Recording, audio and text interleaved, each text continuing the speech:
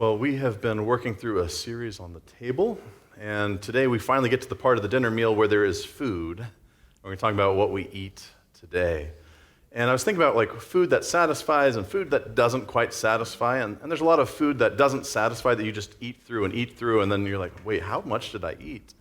And I think the food that most gives me this feeling is the chip bag. You get this chip bag and it looks so full, and you got so much air in there. And you're like, oh, well, that's how much is in there. And if you don't pour the chips onto a plate before you know it, the bag's empty because you just keep munching, and it never actually fills you. And we all are tempted to go through the chip bag of life, going through things that doesn't fill us, doesn't sustain us, doesn't give us life. And so today we're going to go to the table and we're going to listen to one of the most famous stories of the Bible, the story that sometimes is called the prodigal son. Which leaves out a few of the characters in the story. But we're going to walk through this story together, a story if you've been in a church setting, you've probably heard this story a lot. But it is one that always brings life as you read it. And so we're going to be in Luke chapter 15, and we're going to walk through this story together. Jesus said there was a man who had 2 sons.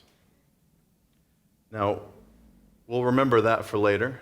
We're going to spend a lot of time with one of those sons, and you all know that situation in life where maybe there's 2 kids and one of them needs special attention. And so this man has 2 sons, but one of them has a great idea, he thinks, one day. And so the younger of them says to the father, "Father, give me the share of the property that will belong to me." And the father did it. So he divided his property between them. And a few days later, the younger son gathered all he had and traveled to a distant country, and there he squandered his property in dissolute living. Now, this story is going to feel exaggerated. It's going to feel extreme, and we can all think about extreme cases in our own life of people who've really just left it all behind. But I think there's something in this guy that feels at home with a lot of people, that there's this longing, there's this hunger for what do I need that I don't have right now? What do I need? Where can I go that I will fill this void in me? Because he's not satisfied at home. He's not satisfied with waiting. Dad, I don't want to wait for you to die. Give me the inheritance now. And that feels outrageous, but we do see it. There's a lot of elder abuse that happens, especially in today's age with people living further away and digital kind of communications and all sorts of scams, but people that kind of finagle their way into getting their parents' money and using it the way that they want to use it, not necessarily the way that might support their parent. There's this temptation of, I want what's mine. I want what I need. Give me what I deserve. And he has this hunger that he's got to take it. Give it to me now. And he goes off to a far land, and he quickly blows through everything that he has. Because when you want everything right now, it's easy to lose everything right now. And so he loses everything. And I was thinking about this allure, this gravity, that you want something so bad, you'll travel wherever you can to get it. And one of my favorite weird human psychology stories of recent years is the Fire Festival, which maybe you've heard of, maybe you've heard me talk about, but there was this idea, this music festival that they had this idea for was actually just an ad for an app that they wanted to make. They wanted to make an app where you could book a celebrity for your event. Man, I want to have this musician come from this concert at my private event. And it was all about helping people feel like they could fill that need with some celebrity in their life. And they're like, well, what's the best way to advertise this? What if we throw the biggest party on an island? How do we get people to want to be there? And so what they decided to do was pay all of the top 10 supermodels in the world to come play around on a beach. We'll take a bunch of photos, and people will want to be there. And so the next level is, if we get all of the social media influencers to take pictures that say, hey, what is this thing? Man, if all the influencers are talking about it, if all the top models are there and there's musicians going to be there, people are going to want to show up. And it long term, ends up being a scam. And the way that scams work is it allures something of you. It's like, here's something that you want right now. On the basic level in scams in society today, it's a refund. It's some sort of like small amount of money that hooks you.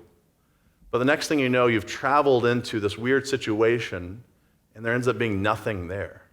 And this guy in the story, he's like, I want to go to this country. I want to live now. And he ends up finding out that there's nothing there for him, that he just squanders it all. It's all gone. It all vanishes. And it's like all idols, all things that we put our worship in that can't sustain us, that can't fill us, that this, like, oh, I'll give you my allegiance if you'll just give me this thing back, and it ends up not satisfying. It can't fulfill it. And this man, he squanders it. It's all gone. He loses everything. And he realizes while he's lost everything, what he longs for, what he used to have, what he needs. And so he's there and he's like, man, I've lost everything. Life wasn't so bad before.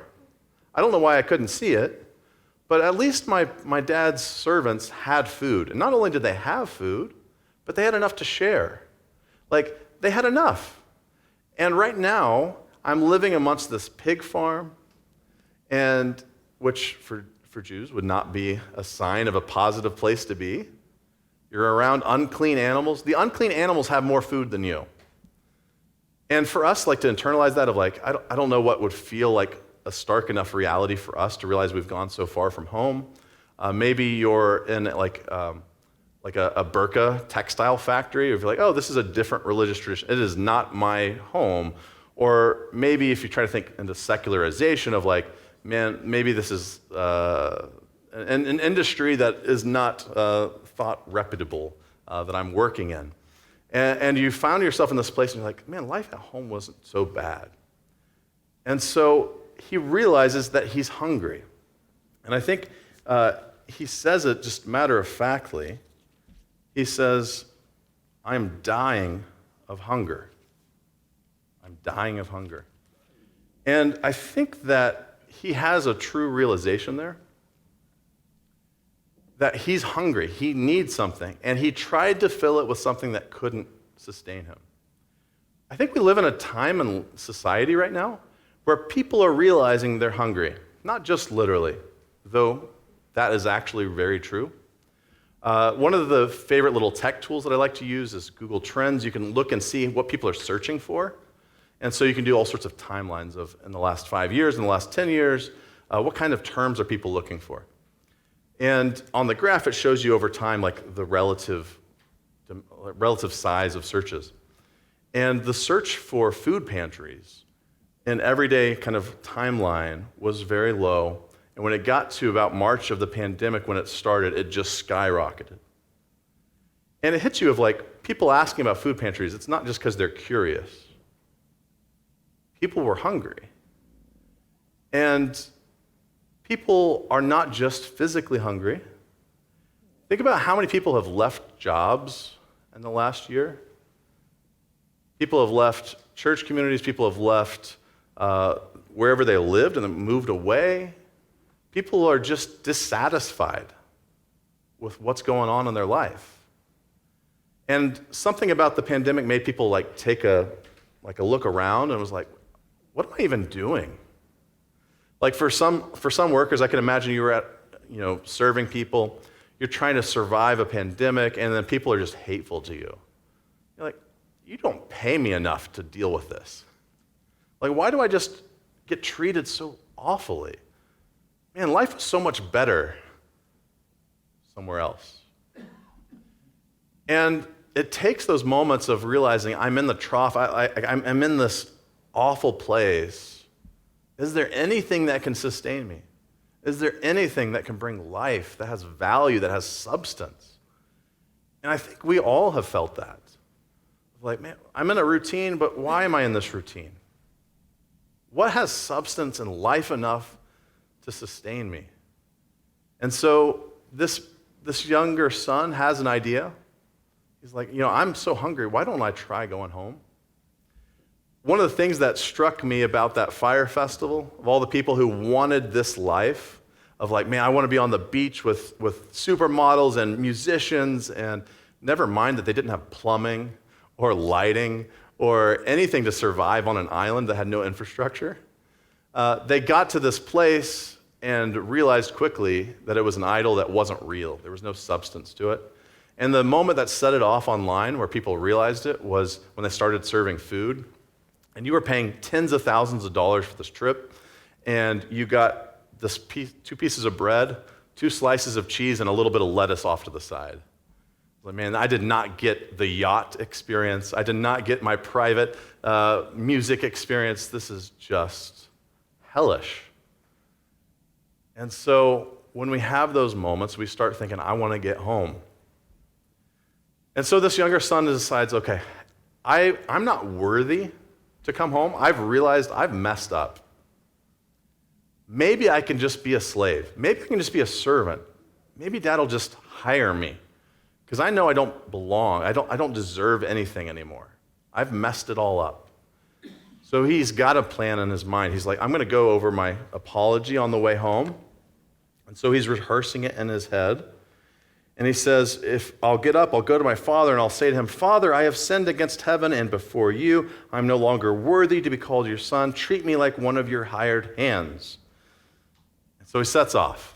You can imagine he's playing this in his head. They're playing it. Father, forgive me. Let me be one of your hired hands. He shows up. While he was still far off, his father saw him and was filled with compassion and ran and put his arms around him, kissed him, and his son tries to get the apology off. His son says, hey, Father, I've sinned against heaven and before you. I'm no longer worthy to be called your son. And the father doesn't let him finish. He cuts him off. And I love that some ancient traditions want to just finish this off. It's like, hey, we didn't finish the confession. And so there's some manuscripts where people have added that last line in, treat me like one of your hired hands, because we want to feel like this nice parallelism. He was going to say this, he should say it. But the father doesn't even let him say it. You said you're unworthy. You're not going to get to a part where you're going to say, treat me like a hired hand. Instead, the father says, quickly, go get him a robe, the best one, put it on him, put a ring on his finger, put sandals on his feet. Get the fatted calf and kill it, and let us eat and celebrate. For a son of mine was dead and is alive again. He was lost and he's found. And they began to celebrate. I like the ambiguousness of they, because it could just be the father and son, but you get the sense that the workers, that he's been giving orders to the servants, and then it says they began to celebrate. Everybody there is excited, is joyous, because what was lost is found. And it's such a beautiful, beautiful picture. Because it seems impossible when you've gone looking for something that will sustain you and it ended up as an idol. It couldn't sustain you. It wasn't fulfilling. It wasn't God. And then you're like, can I return from that? So many of us live in so much shame that we refuse to turn back. Because he says, I'm not worthy. The Father's going to treat him like he's worthy even though he's done this. But so many of us would refuse to run back because we're too ashamed. Think about the person who's like, I can't go to that family get together. I can't go to that high school reunion. I can't show up there because I'm not worthy. I don't belong. But this guy shows up, and the Father treats it like a party because it is exciting, because that relationship is restored. It's worth partying about. It's not worth creating this solemn disappointment, shame fest, or whatever. Let's celebrate. We're throwing a barbecue. What do you want to eat? Let's go throw it on. Yep.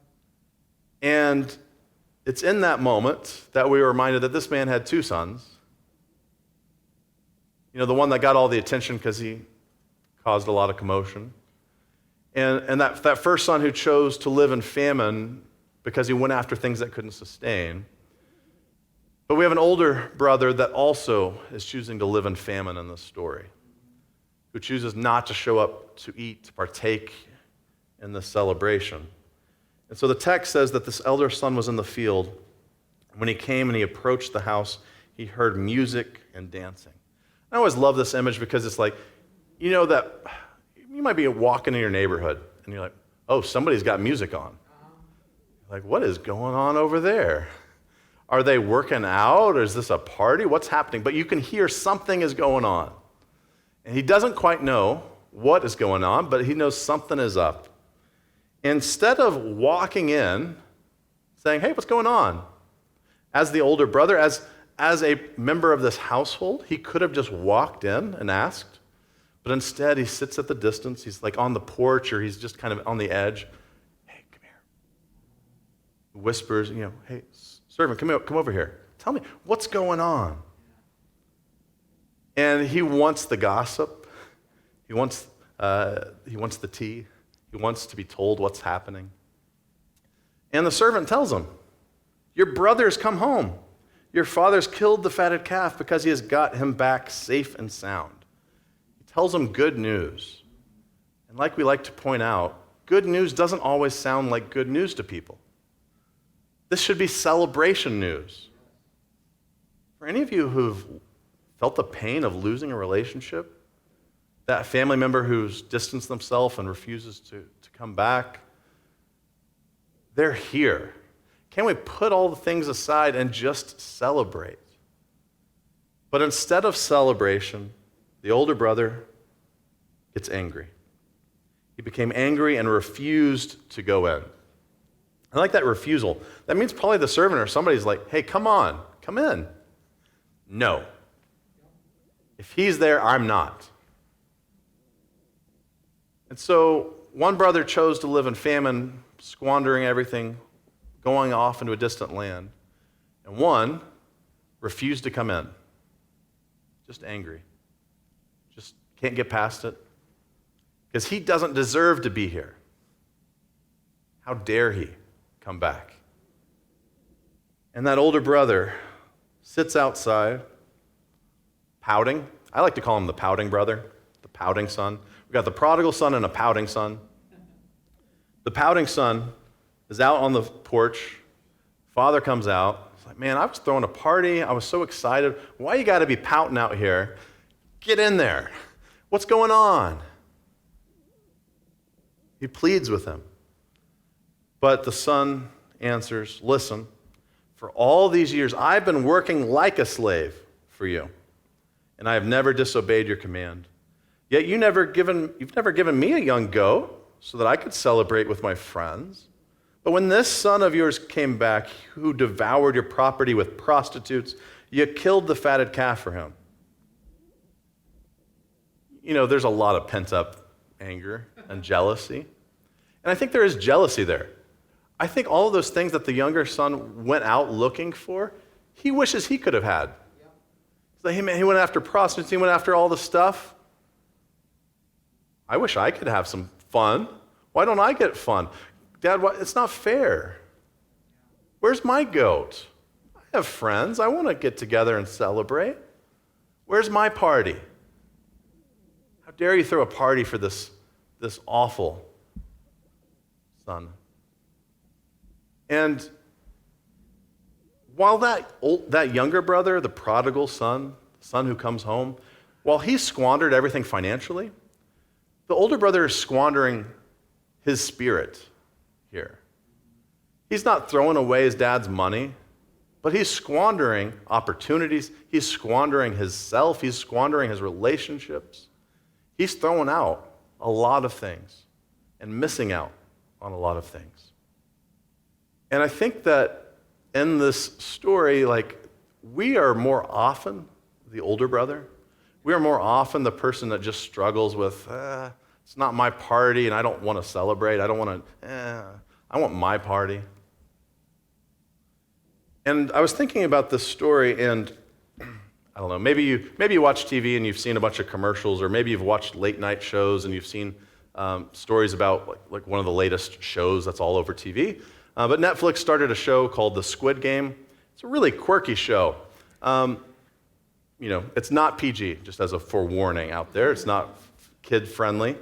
But the premise of the show is that probably people with wealth have decided that they want to not have a boring life, and they've set up a contest. And for people who are in lots and lots of debts, the story's based in Korea, people with a ton of debts, you can play a bunch of kids' games, and the winner of the games gets a ton of money. And you can get out of debt, you can get whatever you want in life. The twist that makes this a horror show is that it is a deadly round of kids' games. And so it's things like green light, red light. If you're still moving when it's red light, you're shot on the spot. And the trauma in this story is when people realize they're playing a deadly game. They thought they were just playing kids' games, but then they realized that there's a weight to it. And that realization comes with a lot of challenges. One, in the game, you could if the majority of the contestants decide we want to go home, you can go home. Game's over. You don't get the money, but the game's over.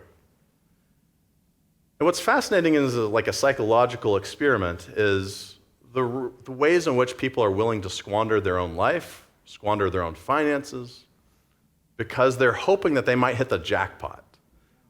And the prodigal son thinks he's going to hit the jackpot on the road. I don't know what this older brother thinks he's going to get, that like the father's going to be like, all right, tomorrow we're throwing you a party. But as you get put into life and death experience, as you go into the troughs and into the ugly places, you start being at risk of losing yourself. Because once it's life or death, am I going to cheat at this game? Am I going to push somebody else to their death? What would I even do if I got the jackpot? Have I lost my soul in the process? And I think some of us don't realize the weightiness of everyday life, that this brother's reaction has a big impact on this family, on the brother, on the father. And you think, I'm just going to throw a fit like it doesn't matter. But it matters. I mean, you're telling the brother, you don't belong. You're telling the father, if he belongs, I don't, because I'm out of here. You're fracturing relationships. And I think that the big struggle of this text is, can I live with an abundant mindset or a scarcity mindset? Because the brother thinks there's only a certain amount of value or worth or calves or barbecues. And the younger brother, he thought there was only a certain amount of stuff and I'm going to use all of my money and all of my inheritance, and yet he comes back and there's still enough. You can have a party. And everybody is living in this, I got to take what I can from you. How do I get my own little share, my own dinner, my own inheritance? But the father throughout this story is living with abundance. And we saw him earlier say, get the robe, get the sandals, go get the best meal. And at the end of the story, we hear the father say to this older son, son, you're always with me. All that is mine is yours. But we had to celebrate and rejoice because this brother of yours was dead and has come to life. He was lost and he has been found. Hey, you have everything. Why are you acting like you don't have anything? All that's mine is yours. And even though you didn't see that, live into that. And what's mine is yours, but also we got to celebrate. There is something of worth, of value here that needs to be celebrated. And this brother of yours, they go back and forth on that. The older brother's like, hey, that son of yours, the father, that brother of yours, you have a relationship too. And I think about what it is that we invite people into as a church, as a faith. We invite people who are hungry to have satisfaction in God, to be filled with God. Those who hunger and thirst for righteousness might find justice, might find righteousness, might find things rightly oriented in the whole universe, that God's kingdom might set things right, that all that is God's is all that is ours. And the dissatisfaction that happens in our lives is whenever we settle for something less than that, Instead of all is yours, we decide, I want this thing. If I don't get this thing right here, I'm throwing a fit. How dare you? I'm not coming to the party. Man, all of it's yours. I've made this world for you. And the animals, the trees, the rivers, the mountains, this world is yours, and we have a responsibility to it. And God has invited us to enjoy everything. And instead, we divide it up. We think, here's my little piece that I want, and I better get it. That other person doesn't deserve it. I deserve this. And it's so much less than what is offered to us. And that younger son had to learn that. He was like, man, my dad, even the servants had more than enough. Why did I leave that behind? I went to a land that didn't live by that, and I found out that there was nothing. Not only was there nothing, but people wouldn't offer me anything. I wanted the pig food, and I got nothing. But how beautiful it is to show up someplace where everything is offered, everything is available. And I think about how excited I am, I hope we all are, of our Cafe Connection starting soon. We have an opportunity to invite people to say, hey, it doesn't matter how much money you got in your pocket. You can show up. You're going to get the best service possible. You're going to be treated with dignity and love like you belong. Yet there's a meal, and it's going to be the best food we can make for you. But it's more than just a meal. We know that just a taste of what it's like to see a world properly ordered where everybody matters, where God's kingdom is overflowing, that's something worth living for. And I think for some of us, dissatisfaction starts with, man, is church just an hour of the week? Like, is my faith just an hour of the week? When we make church just an hour of the week, it doesn't feel like it can sustain us. It doesn't feel like it fulfills us as much as we would like. And so how do we turn church from being that hour of a week to, man, I live church. Everywhere I am, I have the opportunity to invite people into abundant life wherever they are. At my work, at my home, in my neighborhood. And each moment the church actually gathers and does things together are wonderful celebrations of that full reality.